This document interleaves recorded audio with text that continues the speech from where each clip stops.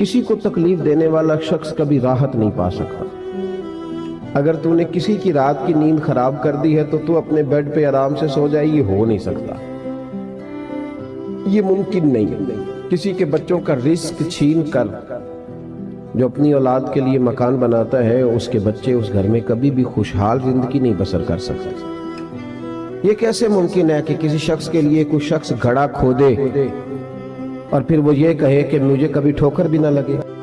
अल्लाह जब देता है तो फिर ऐसे देता है कि आपकी सोच है। देखिए, जब आपने अल्लाह को कोई मामला सौंप दिया तो फिर रिलैक्स हो जाए, फिर वेट करें कि मैंने उस जात को सौंप दिया है जो अल वदूद है, जो बहुत मोहब्बत करने वाला है, जो अल वकील है, बेहतरीन मामलात को चलाने वाला है, जो कि अल कदीर है, बेहतरीन कुदरत रखता है हर चीज में, जो कि अल अजीज है, बहुत पावरफुल है, जो कि अल मुजीब है, बहुत करीब है, सुनने वाला है, जो कि अल फत्ताह है।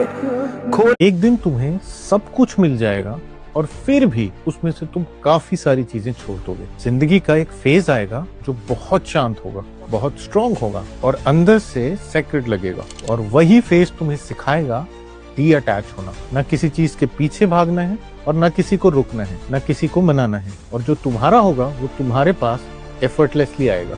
हजरत अली ने फरमाया, जब कोई तुम्हें बेवजह तकलीफ दे तो खामोश हो जाओ, क्योंकि अल्लाह उस शख्स से तुम्हारा बदला खुद लेगा। जुल्म करने वाला यह समझता है कि वह बच गया, मगर अल्लाह की अदालत में कोई नहीं बचता।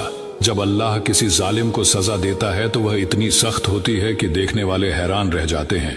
इसलिए तुम अपने हाथों से इंतकाम लेने की कोशिश मत करो, बल्कि सब्र करो और अल्लाह पर भरोसा रखो, क्योंकि अल्लाह मजलूम की फरियाद जरूर सुनता है और जालिम को उसकी औकात दिखा देता है।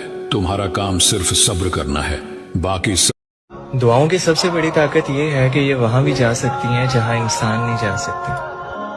अल्लाह से लेकर मौजज़ों तक और कुन से लेकर फयाकुन तक।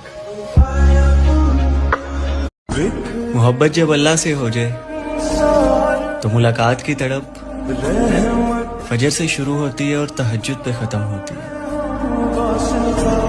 हुजूर फरमाने लगे, तुम्हें पता है तुम्हें जो रिस्क दिया जाता है वो तुम्हारे ज़ईफ़ों की वजह से दिया जाता है।